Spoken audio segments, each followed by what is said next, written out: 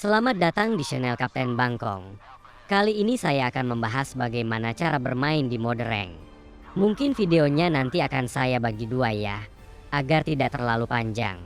Untuk saat ini video bagian pertama akan saya bahas pondasi dalam bermain MW.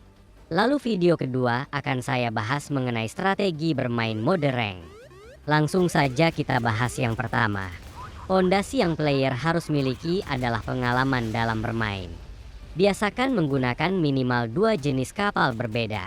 Misal kamu bisa menggunakan destroyer dan frigate. Pokoknya minimal bisa memainkan dua jenis kapal yang berbeda.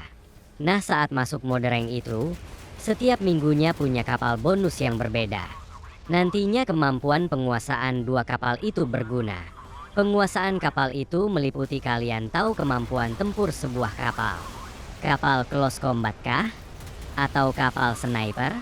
Misalnya kalian biasa menggunakan kapal Destro Zumwalt, lalu kalian pakai itu secara close combat. Padahal Zumwalt adalah kapal flank. Flank atau sniper itu kapal yang membutuhkan jarak tembak di atas 6 kilo lebih. Dan kalian juga harus mengetahui seberapa besar firepower kapal kalian. Sebagai contoh, kita semua tahu kapal basisti itu Destro close combat. Tapi apa ia harus diadu?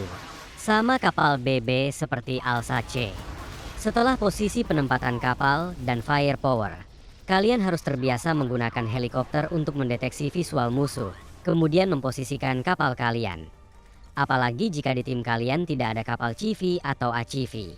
Kecuali jika di tim kalian ada player CV atau ACV. Maka tugas membuka visual dengan cepat ada di player tersebut. Dan mode kalian berubah dari menyerang menjadi bertahan. Kalian harus sebisa mungkin melindungi player CV atau ACV kalian. Namun jika ternyata player CV atau ACV kalian kurang baik dalam gameplaynya, maka tinggalkan posisi bertahan untuk menjaga ACV atau CV-nya. Ini berarti kalian harus sudah bisa mengambil keputusan sepersekian detik yang akan menjadi penentu kemenangan game. Jadi jika disimpulkan, maka kemampuan yang harus kalian miliki adalah 1. Kemampuan penguasaan dua jenis kapal, 2. Kemampuan positioning, 3. Kemampuan menganalisis situasi, 4. Kecepatan membuka visual map, 5. Kemampuan mikro atau mekanik game. Nah, 5 poin itu didapat dari seberapa seringnya kalian bermain. Dan jika sudah menguasai 5 poin itu, selamat Anda dikatakan bisa bermain seperti saya. Walaupun belum dikatakan pro player, karena pro player itu membutuhkan battle IQ yang tinggi. Dan saya bukan pro player dan juga gak jago. Tapi setidaknya saya bisa main. Hihihi. Dan walau saya gak jago, tapi selalu sukses main di mode rank sampai DM3 dengan main sendiri alias solo. Walaupun ada baiknya juga kalian gak main sendiri. Tapi kalau main sama tim, pastikan tim kalian itu bisa juga bermain. Atau syukur-syukur teman setim kalian jago sekali dan bisa menggendong tim.